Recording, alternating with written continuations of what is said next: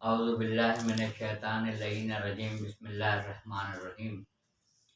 اقتدار علی خان سورہ نو 71 نمبر کا 70 نمبر کا سورہ ہے، اور اس پہ چند جملے عرض کروں گا۔ یہ ویڈیو جو ہے یہ آپ ضرور دیکھیے گا، اور ممکن ہے کہ انشاءاللہ تعالی آپ کو کوئی نیا نقطہ اس میں ملے انشاءاللہ۔ سورہ نو سے ہی نوحہ نکلا ہے۔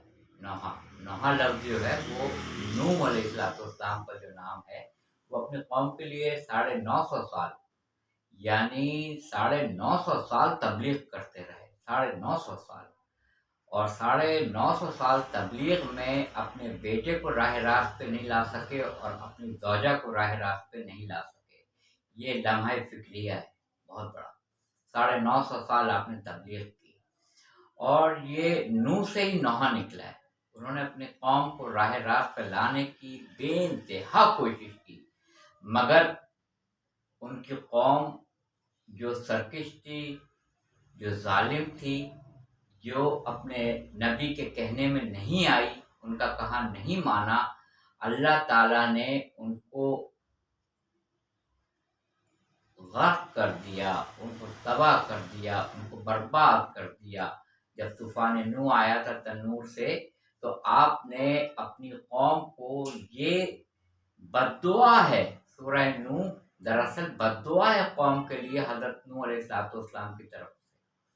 اور اس زمانے میں جو یہ 23 نمبر کی آیت ہے کہ وہ 5 بتوں کو پوجتے تھے، 5 کو، اور یہ آیت میں وہ 5 معبود کے نام لیے گئے ہیں۔ آیت نمبر سورہ نمبر 71 سورہ نوح آیت نمبر 23، اس میں نام لیا گیا ہے کہ جن کو وہ پوجتے تھے، تو اور کہا انہوں نے کہ ہرگز نہ چھوڑنا اپنے معبودوں کو۔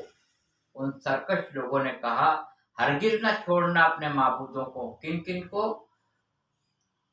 واو دال اس پہ تجدید، ود کو نہ چھوڑنا، سوا سین واو الف عین سوا کو نہ چھوڑنا، اور نہ یہ غین واو سے یغوث کو نہ چھوڑنا، اور یہ عین واو قاف یعوق کو نہ چھوڑنا، اور نون سین رے نس کو نہ چھوڑنا۔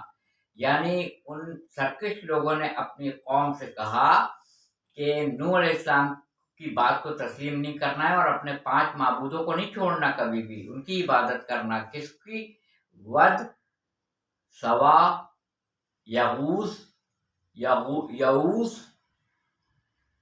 دوبارہ میں پڑھوں، بہت مشکل لفظ ہیں یہ۔ ود کو، سوا کو، یغوث کو، یعوق کو، اور نصر کو نہ چھوڑنا۔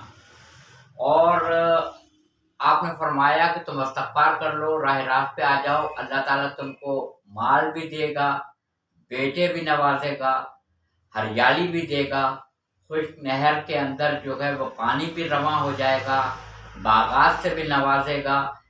میں نے پہلے بھی کہا تھا استغفر اللہ توبہ کرنے پر تو ہے ہی ہے، ماضی کے اوپر جو آپ نے گناہ سرزد کیے ہیں اس پہ معافی تلافی کے لیے استغفر اللہ تو ہے ہی ہے، مگر سورہ نوح میں صاف صاف یہ ہے کہ نعمتوں کے حصول کے لیے بھی استغفر اللہ پڑھا جاتا ہے۔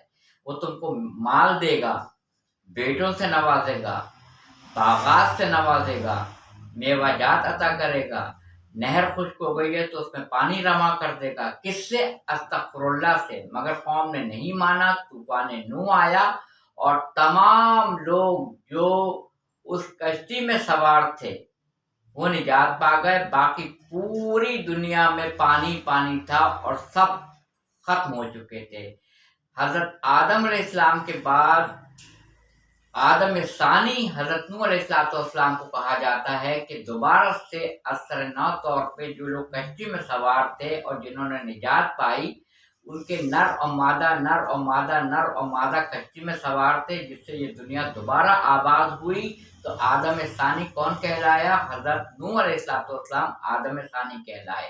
میں نے جس مقصد کے لیے ضروری سمجھا تھا کہ یہ ویڈیو میں بناؤں، تو وہ سورہ ہود 11واں سورہ قرآن مجید کا آپ تلاوت کر لیجیے گا۔ اور اس سورے کے اندر اللہ تعالیٰ نے صاف صاف کہا ہے، اے نوح ہماری نگاہوں کے سامنے کشتی بنائیے، نگاہوں کے سامنے۔ بریکٹ میں نے اس میں پڑھا بے الف با ایننا، این یہ نون الف زبر، با ایننا، ایننا این سے ہے، نگاہوں کے سامنے۔ آنکھ سے جو چیز ٹریول کرتی ہے دیکھتی ہے وہ نگاہ ہے، میری نگاہ پڑی، کوئی یہ نہیں کہے گا میری آنکھ پڑی، میری نگاہ پڑی۔ تو اللہ تعالیٰ فرما رہا ہے کہ میری نگاہوں کے سامنے کشتی کو بنائیے۔ کون؟ حضرت نوح علیہ السلام کو حکم ہے۔ اور وہی پروردگار عالم قرآن مجید میں ارشاد فرماتا ہے جدھر نگاہ ڈالو میرا چہرہ ہے، جہاں نگاہ ڈالو میرا چہرہ ہے، ہر طرف میں ہی میں ہوں۔ اگر اللہ تعالیٰ کو کسی خاص جگہ پہ مخصوص کر لیا تو گویا دوسری جگہ اس سے خالی کر دی۔ خدا کوئی ہے نہیں جو کسی جگہ میں سما جائے۔ اور پھر وہ کہتا ہے کہ جہاں نگاہ اٹھاؤ میرا چہرہ ہے، وجہ اللہ میرا چہرہ ہے۔ تو اس کا مطلب ہے جس طرف رخ کریں نماز پڑھ لیں؟